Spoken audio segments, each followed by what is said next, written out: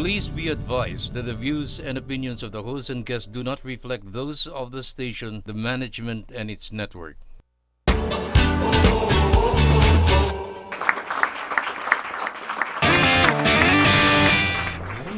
Alright, you guys are still watching Millennial TV. Meron akong question, and how do you handle burnout?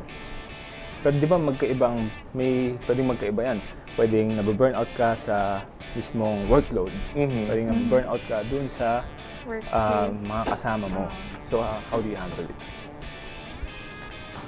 Do you want to start, Zarah? How do I handle? Pag nafe-feel ko na overwhelmed na ako, I just pause. I take a rest muna. And then I would parang ipa-prioritize ko, ano bang need kong i-finish una. Yeah.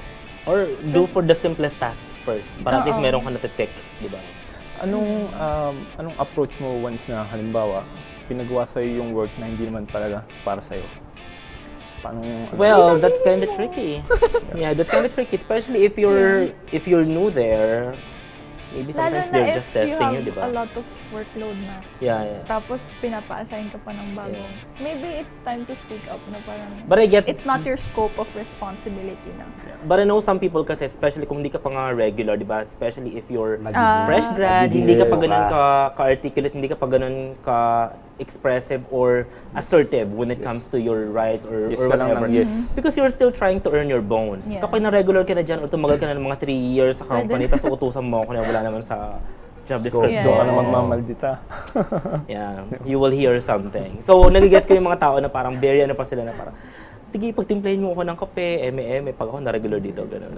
Yeah. So, I think when it comes to handling job burnout naman yung mga ganyan, yun nga sinabi ni Zarah kanina, parang pause, take a break. Even if you're working from home, take your breaks at home. More so if you work from home Yeah. kasi hindi mo namamalaya na yung oras minsan sa trabaho mo pag your workplace is right in front of you. So yun, just pause and then make sure to work on something na kayang-kaya mo agad ma-accomplish, and then talk to your manager, talk to your peers kasi valid naman yung nararamdaman mo, so that you make sure that you have a mentor. Or kasi yung mga stressful na mga tasks na yan or yung mga parang overwhelming workloads, eventually you will be able to master them. Yes. Eventually you will become stronger, wiser next time you deal with them. Pero ang pinakamahirap talagang issue sa work is when you don't like the people that you are working with. Yes. Or kung toxic sila sa'yo, or if they don't treat you right. Like, I cannot deal with people who are very narcissists. Yung mga boss na narcissistic, or power tripper, o kaya naman credit grabber, like, I will be plotative. Like, siguro magbibilang na ako ng, until ako ng mga 3 months dito, pag once may mahanap ako, and then you will lose me, or something like that. Feeling ko iba yung stress kapag tao yung kalaban mo. Yes. Ikaw ba, bro? Pagka toxic yung ka-work mo, mag-resign ka ba dahil lang sa kanya?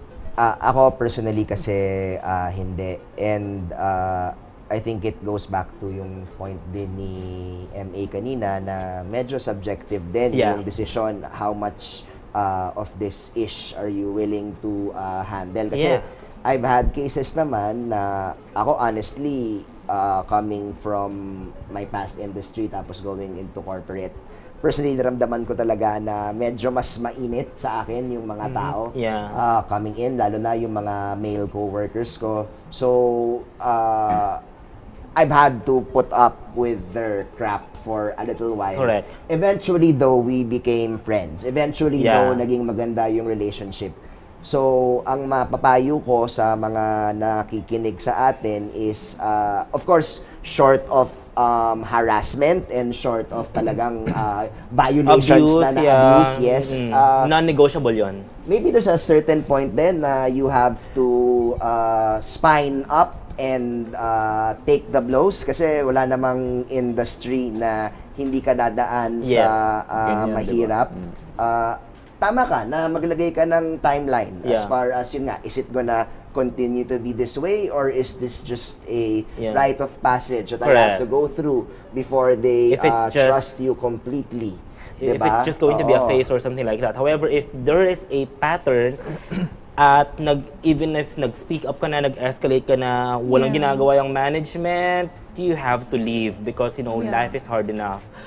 Yung sinasabi ka na ni Chris, parang, are you going to leave your job just because hindi mo lang kasundo or stressful lang yung boss mo or ganyan? Kasi if you move to a different job, there's a possibility that you will meet the same type of people, di ba? So, I don't recommend leaving your job just because your boss is something like this or your coworker is something like that. I suggest you leave your job because you are trying to embrace something better. Like for example, you saw this company na ganito yung culture sa kanila. Maybe that is worth the risk. And it all boils down to your privilege pa rin. How, you know, your situations in life. You have the luxury to jump around between jobs. I know a lot of people, they would go for stability because they have bills to pay. Right. They have family to feed. But, you know, if you have the luxury or something like that, like, just go. Yeah. Any tips on how to stay motivated Wait at lang, work? to be honest nga, I'm thinking of quitting my job nga eh. Pero yun nga, I can't What do you do it right away. I can do it right away. Do you want to quit your job? No, boss mo Okay, Zarah is quitting her job on What is live your television right job now. right now? I mean, outside modeling. Marami akong ginagawa, but for now, What are you I'm a social quitting? media manager. What's stressing you out? Why Let's do not you want to mention the quit? brand. Why do you want to quit? Maybe you're just Dati done yung with it? workload, kasi Okay. nga campaign season. Oh, yeah. And then, nilipat ako sa isang client. Tapos I'm literally doing everything, even the graphic design. Yeah, right. So, hindi clear kung ano yung parang scope ng work mo, which is, I think, gap yun ng mga company. Okay, make sure that you know what your people needs to do in your company, di ba? I think Kung may feedback advertising and mga social media, yung mga ganyan generally, there are some industries lang talaga na more hectic than others eh. Like advertising, tanggapin mo na or production, tanggapin mo na mag-overtime ka. Kaya nga marami tayong mga kaibigan, kagaya ni Chris, na nagdedesisyon na mag-business na lang. So, how much of not wanting to be part of the system yung nag-play into a part dun sa decision mong magnegosyo? Ano kasi ako medyo rebel ako. Ayoko ng rules. Oh. Ano si Serious? Hindi na siya mysterious. Parang siya yung bad boy next door. May red flag pala sa sir. Okay lang naman. Sige. Nakakahat lalo. As long as hindi ka naman yung parang abusive and, you know, borderline criminal. Diba? Being a rebel has its, you know, perks. Yeah. Kasi, yun nga, na-experience ko sa past job ko na parang gusto niya below ako sa kanya. Okay. Which is, hindi naman siya kasama dun sa department ko. Our Kumbaga, supervisor siya sa tripper. iba. Yeah. Pero gusto niya, handle niya kami. Baka type ka? Hindi na. Kasi may mga ganyan, you know what, in any industries, maraming mga predators, maraming mga parang, they would use their power to just, you know, manipulate you, trick you, abuse you, or, you know, take advantage of you. So, be careful with that. So, going back to your story, yun nga, so, masyadong bossy sa'yo, hindi mo naman siya... Yun pa naman yung pinaka-hate ko, yung parang ginagawa niya ako ng rules niya. Okay. Parang ganun. What kind of rules, though? Yung mga parang, halimbawa, meron kaming ginagawa dito, tapos gusto niya, siya masusunod. Gusto niya katabi ka niya? Iba yung gagawin. Parang iba yung... Okay. Ayun, yun na guess. Parang iba yung operation, gano'n. So, suffocating yun for you? Yes. How long did you stay there before you decided to just, you know... Siguro, nag-start yan, parang tinapos ko siya after a month, gano'n. Paki-bleep na lang yun. Ang linis na ng third gap natin, boss. Ikaw naman. And then, yun nga, curious lang ako din. Di ba sometimes, di ba, you're done with it and then flip stable, that's it. Pero yun nga, speaking of yung leaving your job or something, do you stay for, you know, kasi di ba meron yung parang at least you transition, 2 weeks notice, or you just leave and then that's it? You have to be professional. If may kailangan ng turnover, you turn over, no matter how sucky the job is, and no matter how bad the terms of your exit are. Mag-render ka pa din. Part of that kasi is your professionalism eh. Not and your character. Liking one another is subjective. Pero yung obligasyon mong mag-turnover ng maayos, lalo na kung nandun ka sa mas formal na setup, kailangan mong gawin yun. I know. Tsaka mafe-feel mo naman yan pag kailangan mo na mag-quit di ba? Mafe-feel mo yan sa umpisa pa lang. Pag nagsisimula pa lang yung stress sa'yo, mafe-feel mo yan eh. So paghandaan mo na mag-search ka na kung saan ka pwede lumipat. Make sure na meron kang lilipatan kung hindi mo naman afford na mabakante. Short of, again, yung talagang malalang abuse na kailangan mo na talagang bumail out. Yes. Yes. Pero for me yung parang the way they hire should be the way you leave them. Like, if they treated you right naman, very professional sila, nakatungo sa'yo, might as well just stay for 2 weeks or depende dun sa transition period and make sure to, be careful with the bridges you burn, especially if you're still very, very young. Right. Because even if you're old. Yeah, there's a chance that you will work with them again. Or work with people that know them. The world is very small, ka. especially if you're in the same industry. Speaking of hiring, wag natin kakalimutan, no? Are we ready na? Sinasuggest niya role-play. Mag-role-play. Oo. So wait. Sino yung mag-question? Oo. Ako HR dapat si M.A. Ako yung HR na toxic na yung parang 40 years sa company. 40 years sa company. Tapos parang ayoko kasi ikaw yung replacement ko. Ganon. Alam ba natin kung anong work na ina-applyan niya? Or are we just asking mga generic mga generic questions? lang. Kunyari, corporate job lang to. So corporate job. Ikaw na bahala. So Fill in the blanks. Bago tayo i-Q. Si Chris muna. Chris, okay. For Take. example, okay, so kunyari, I'm looking on your resume. Kunwari resume. Okay, so Chris Abaya, like, tell me something about yourself. Alright. Actually, sir, to tell you honestly, I'm not good at interview, but I'm excellent at work. Okay. Yes. Ikaw naman. Ayun! Yun na yun! Pare!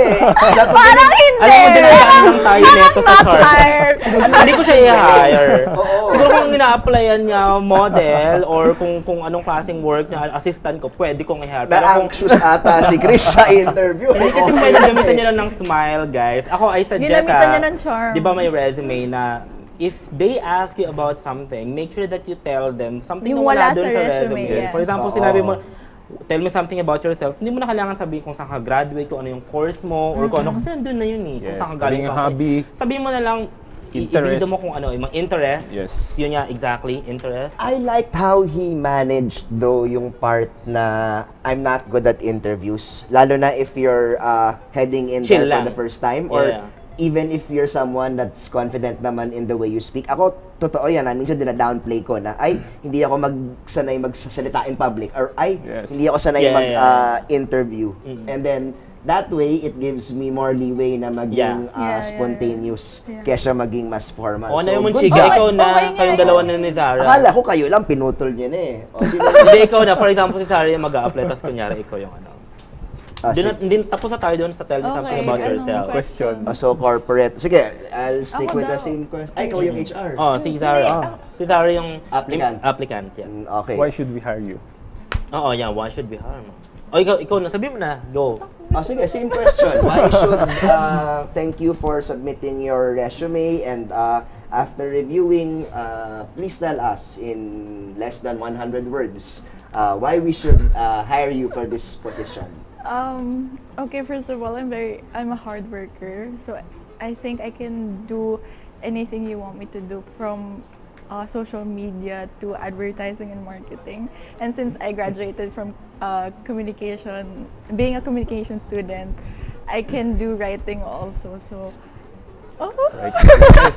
I think that's it. You have to be very, very specific with your Praktisado eh. yeah, very Oo. specific with your answers. Hindi mo pwede sabihin na Bakit I'm ba just a yun? hard worker or I'm disciplined, I can work under pressure kasi lahat yun Yeah. scripted na.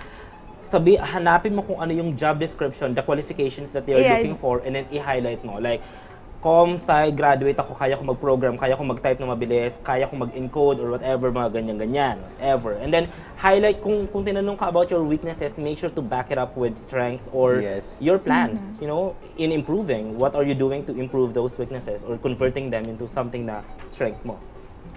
Yun. May mga question pa. Ano ba mga questions? Hindi, ito No? kasi napag-usapan natin yung mga favoritism ng mga boss. And how do we just, stay motivated na lang for people especially na they feel like How quitting to their stay job? motivated. Ito funny pero totoo. Isipin mo lang yung bills mo. Yeah, Yes. exactly. Diba? Yeah. Isipin mo yung what? Bills. Mga bills. Oo, yung Yeah. babayaran mo. Binabayaran Tama pa, naman. diba? Oo. Let's face it, none of us would work if our bills could pay for Yeah, themselves. correct. Are we in concurrence here na wala naman magtatrabaho sa atin kung marami tayong mga bilyones na hinihigaan, no? I think the simplest quote for that is just, being jobless is worse than the worst job. So that's just it. Yeah. Like, just imagine yourself not earning that money next month, and where are you gonna go, diba? Ako yung question na what should keep you motivated. Ako, I nominate that as our topic for the coming weeks. Yeah. Pero if Yeah. to end the show on a more positive note, and I guess this goes not just for your job, but for anything that you do naman. Sometimes motivation can come from the places na you don't immediately see. Yeah. So, for example, if you're someone like ako, I've had to manage people over the last 2 years na may nag-report under me. So ako, I found fulfillment in seeing yung mga bata. We can na- definitely talk about that sa Yeah. mga future. But Yeah. that's about it for now, guys. Yeah. And we have to say our goodbyes once again. Our tribal chief master. Hello, this is your This is tribal chief, Joaqui Joaqui Mendoza. Mendoza, we and have your another- real talk Oo. master, M.A Buendia, and our mysterious hunk, Chris Abaya, and of course, I'm your model next door, Zarah Padilla Lim, waving our goodbyes. See you guys next week. We will bring you more of your suggested topic. Oo, Yeah. yes, thank you sa ate Or we mo can- for suggesting the topic. Yes, yes. Yeah, Thank you. suggest more, and we will see you guys next week. This is Millennial TV, this is our time.